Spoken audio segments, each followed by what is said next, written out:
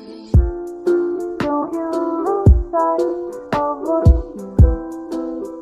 you want. Greetings fellow captains and welcome back to World of Warships with the Hive Hound, and today we're going to be having a look at HMS Warspite, affectionately known as the Grand Old Lady.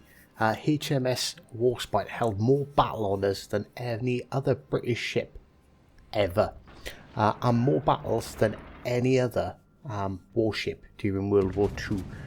She truly is one of, if not the greatest warship of all time, and today we're going to talk about exactly why that is. So HMS Warspite is a Queen Elizabeth class battleship or super dreadnought. At the time of her launch in November of 1913, she was the most powerful ship in the world, weighing in at 32,590 tons and equipped with 8 15-inch breech-loading rifled guns, the largest guns in existence.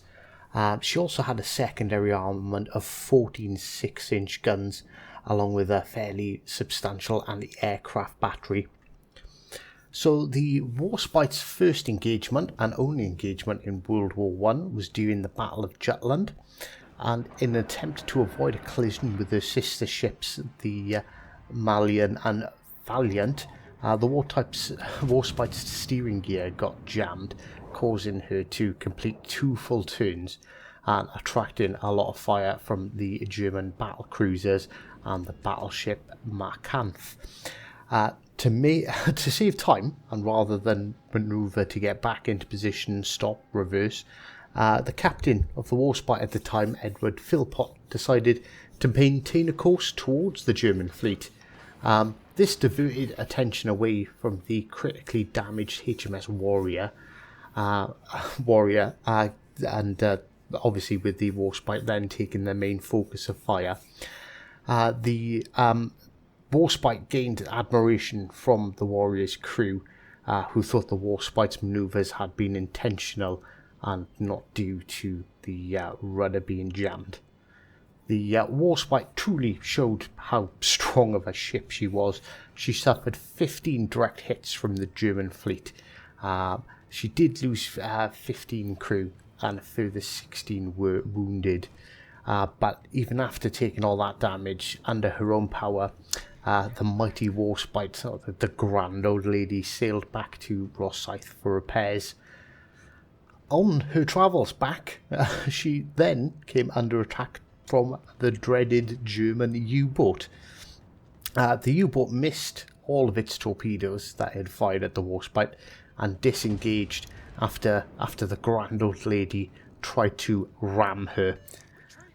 So despite her best efforts to hunt down the German High Seas fleet as part of the 5th Battle Squadron after her repairs, the Warspite never actually engaged anyone else during World War I, gaining her that first all-important battle honour.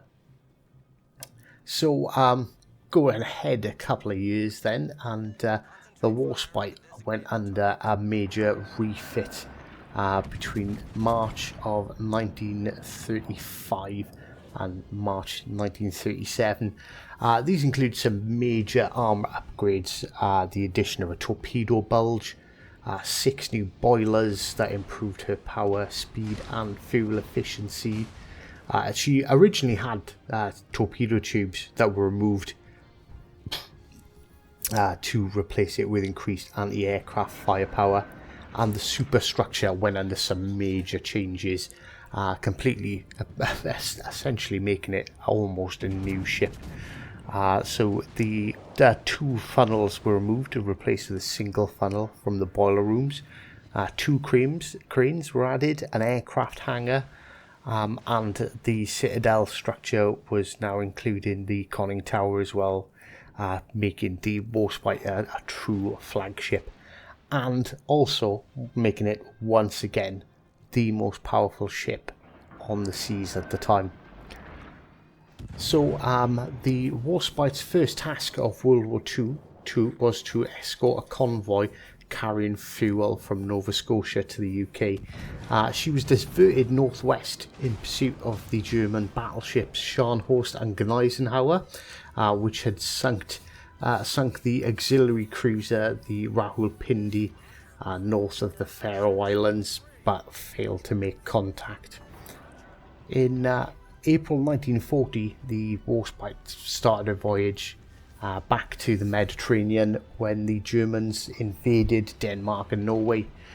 She rejoined the home fleet on the 10th of April and proceeded towards Narvik.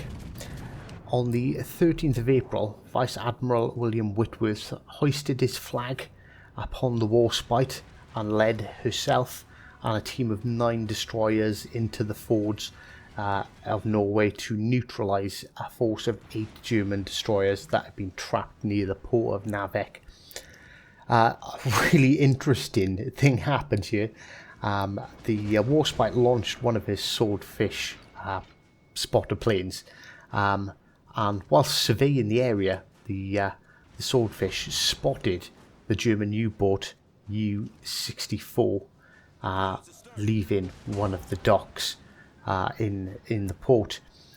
Now, the swordfish don't have torpedoes, but they do have 250-pound and 100-pound bombs equipped.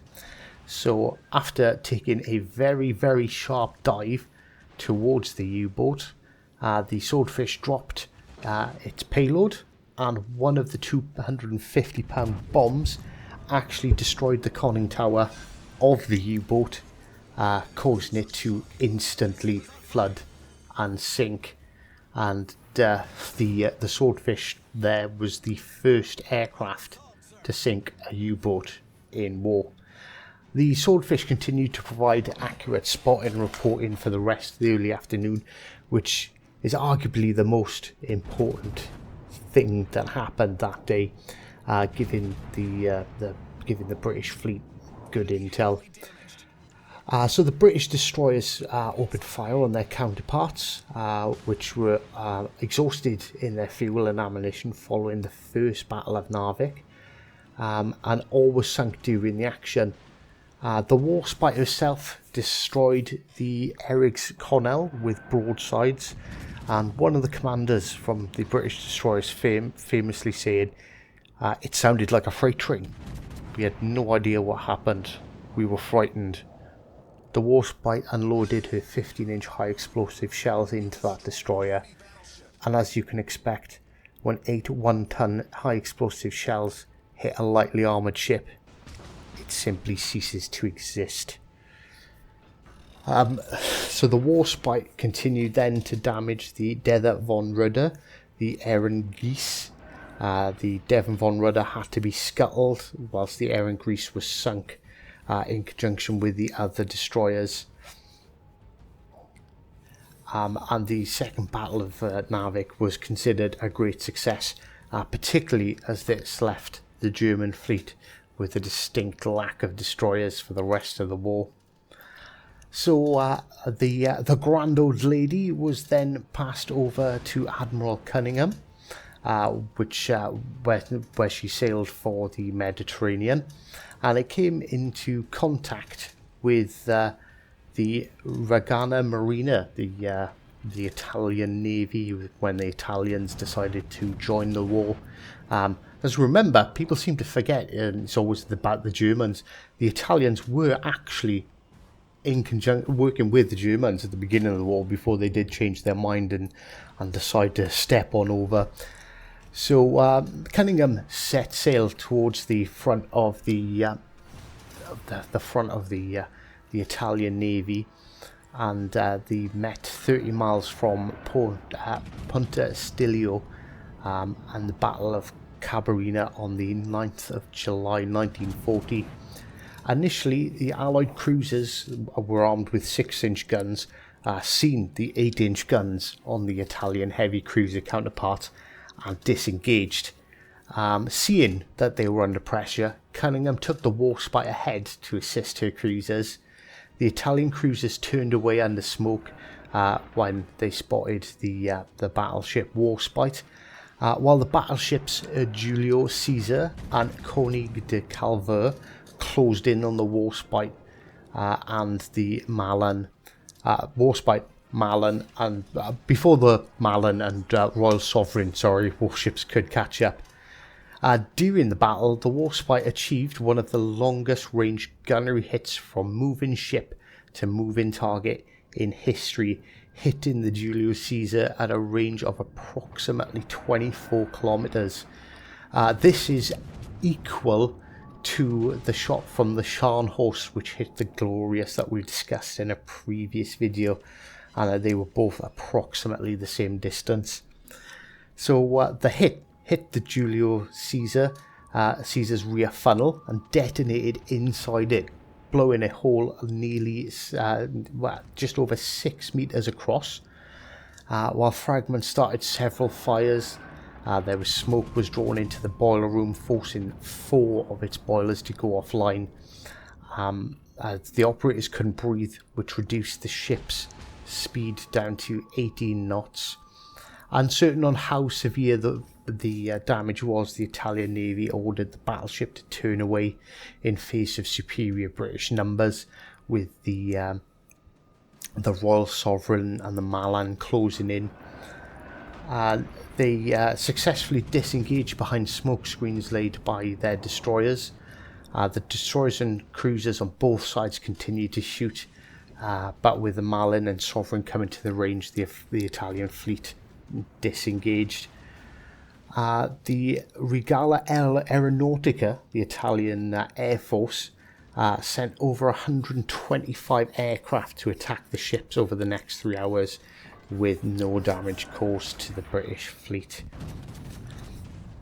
And so then in March 1941, we get the Battle of Cape Matapan. To support the planned German invasion of the Balkans, Vice Admiral Angiolucci's Italian fleet, led by the Vittorio Ventio battleship, sailed to intercept the Allied convoys between Egypt and Greece. Warned of the intentions, the British military under Admiral Cunningham took the fleet to sea on the 27th of March in 1941, flying his flag over the Grand Old Lady. On the 28th of March, British cruisers encountered the Italian fleet and were forced to turn away due to the heavy guns of the Vittorio Ventio. And to save his cruisers, Cunningham ordered an airstrike, prompting the Italians' retreat. Subsequent air attacks damaged the battleship and the cruiser Paolo, slowing the formation and crippling them later. The Vittorio Ventio escaped to the west and as dusk fell, but the British pursued through the night, first detecting the Polio and on radar along with their 2 sister ships.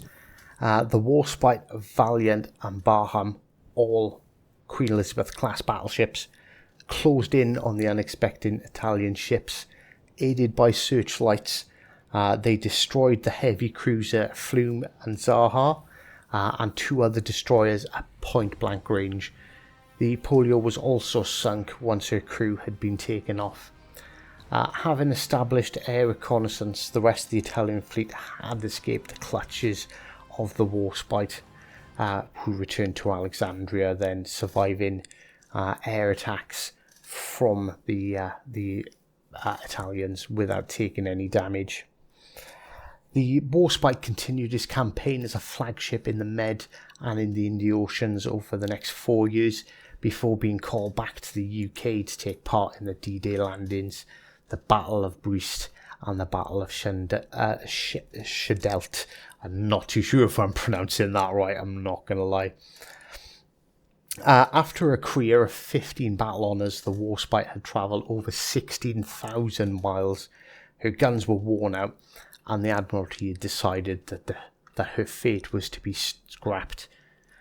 During the towing of the Warspite from Portsmouth to Falls Lane on the River Clyde, a severe storm caused the Warspite to slip her tow. The skeleton crew aboard the Warspite dropped anchor, but the anchor broke and the Warspite ran aground. After refloating herself, she finally ran aground near Purser Cove in Cornwall.